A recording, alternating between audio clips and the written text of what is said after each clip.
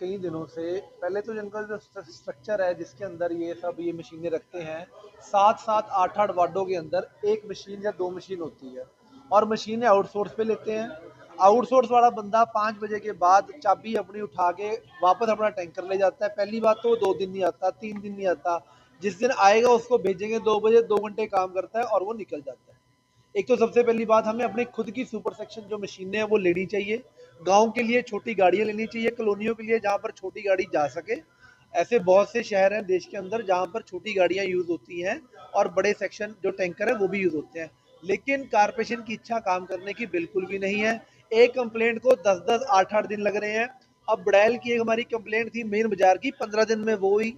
अभी रविदास गुरुद्वारे में करंटली सीवरेज चल रहा है, आप लोग जाके देख सकते हैं। पब्लिक हमें बोलती है, लेकिन नाकामी किसकी है? कारपोरेशन के अफसरों, कारपोरेशन के एसडीओ एक्शन की नाकामी।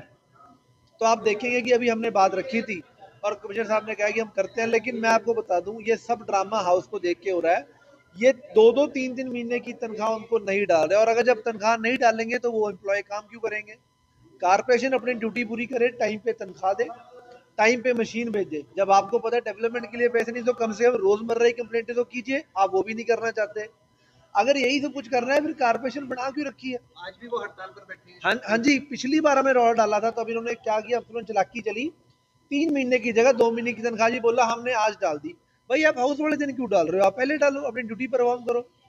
अगर एक जेई को खड्डा एक नाव भरने में 20 सेक्टर पे सस्पेंड किया जा सकता है, तो जिन लोगों ने इतना टाइम से काम नहीं कर रहे उनको सस्पेंड क्यों नहीं किया जा रहा? आप किसी की तो जवाबदेही फिक्स करेंगे ना।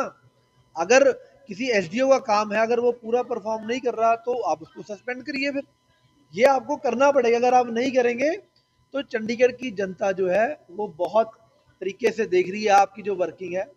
और चाहे किसी भी पार्टी से कोई भी पार्षद हो, सब लोग परेशान हैं। कारपोरेशन के जो अफसर हैं वो डेवलपमेंट के लिए कोई पैसा नहीं छोड़ रहे। हमें ये बोला जा रहा है जी हम सारे पैसे सैलरी में दे रहे हैं, जबकि आउटसोर्स एम्प्लॉय की 3-3 महीने की सैलरी नहीं आ रही। जो लोग कोविड में भर्ती हुए थे उन्होंने 7 महीने से काम किया, अब तक तनख्वाह नहीं मिली। क्या अफसरों को चाहिए नहीं था? अगर आप उनको निकाले तो पहले महीने के बाद निकालते, और अगर आपने रखा उनको तो तनख्वाह दीजिए। मतलब ये जो दो रवैये हैं कारपोरेशन के, ये चंडीगढ़ की जनता को लूटने का, चंडीगढ़ के जो एम्प्लॉयज हैं, चंडीगढ़ के लोग एमसी में काम करते हैं, उनके घरों को बर्बाद करने का एक जो तरीका कारपोरेशन ने अपनाया है। क्या अफसर लोग अपनी तनख्वाह नहीं ले रहे? मुझे बताइए। जब ये सब लोग अपनी तनख्वाह 1 तारीख को ले रहे हैं तो गरीब आदमी की तनख्वाह क्यों नहीं दे रहे? जिस बंदे ने गटर साफ करना है, जिस बंदे ने झाड़ू मारना है, उसकी तनख्वाह दी नहीं जा रही। जो यहाँ बाबू बनकर कमरों में बैठे हैं, एसी चल रहे हैं 4-4 और बिजली का बिल 2.5-2.5 करोड़ रुपए आ रहा है, वो 1 तारीख को तनख्वाह ले रहे हैं। ये बड़ी शर्म की बात है और कारपोरेशन के अफसरों को थोड़ी शर्म करनी चाहिए और लोगों के हक की बात करनी चाहिए। ये जो 2 नंबर पे आए हैं, वो जो गवर्नमेंट, इंडियन गवर्नमेंट की तरफ से जो रैंकिंग होती है, जो एक स्वच्छ भारत जो मिशन है, जहाँ से अभियान से जो चलता है, उनका एक सेट रूल्स और रेगुलेशन होते हैं। उसके अकॉर्डिंग हम जिसके अंदर फॉलो करते थे, काम किया है, तो हम दूसरे नंबर पे आए हैं। लेकिन ये बात ज़रूर है कि कमियां बहुत हैं और हमें करना चाहिए। और सबसे एक ज़रूरी मैं आज भी आपको बता दूं, चंडीगढ़ की हालत तब तक नहीं सुधरेगी जब तक डंपिंग ग्राउंड पे एक परमानेंट प्लांट सेटअप नहीं होता, क्योंकि अफसर नहीं चाहते कि परमानेंट प्लांट वहां पर लगे। ये एक टेम्परेरी प्लांट चाहते हैं, कोई 1 साल के लिए, 6 महीने के लिए, ताकि इनका काम चलता रहे। अगर परमानेंट प्लांट जैसे इंदौर में सेटअप है, गोवा में सेटअप है, नागपुर में सेटअप है, जितना कूड़ा आएगा अगर वो उतना सेग्रीगेट हो जाएगा तो कूड़ा आएगा कहाँ से? ये कूड़ा इसलिए जमा हो रहा है कि सेग्रीगेशन नहीं हो रही।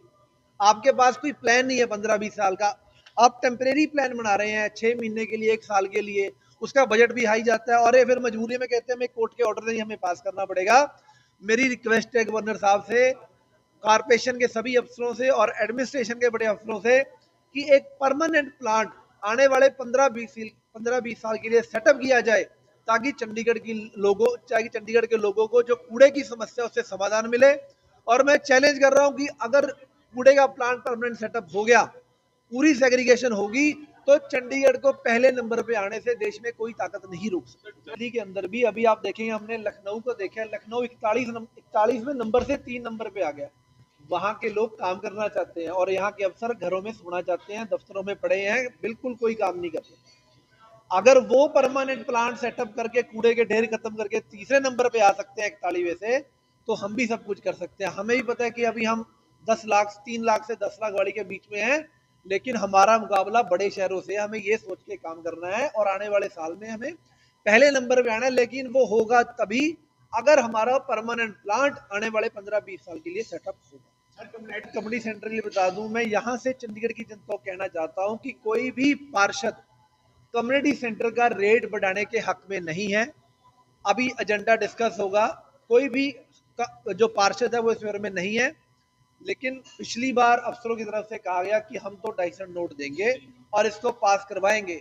तो मैं चंडीगढ़ की जनता को आग्रह करता हूं कि अगर ऐसा कोई एजेंडा पास होता है ऊपर से होके, जो कि कोई भी पार्षद नहीं पास करेगा, लेकिन अगर फिर भी ऊपर से होके आए, तो चंडीगढ़ की जनता को कारपोरेशन के जितने अफसर हैं उनके घरों के बाहर धरना लगाना चाहिए, इनका जीना हराम कर देना चाहिए, ताकि इनको पता लगे कि किस तरीके से लोग चंडीगढ़ की जनता की खाल उतारने पे लगे। भगवान का नाम और ध्यान घर में रहेगा हर वक्त। सकारात्मक प्रभाव वेदाक्ष धूप बत्ती से। वेदाक्ष ज्योतिष सेवा संस्थान द्वारा अभिमंत्रित धूप बत्ती रोज, मोगरा और बेलपत्र की महक से लक्ष्मी का होगा वास। वेदाक्ष धूप बत्ती।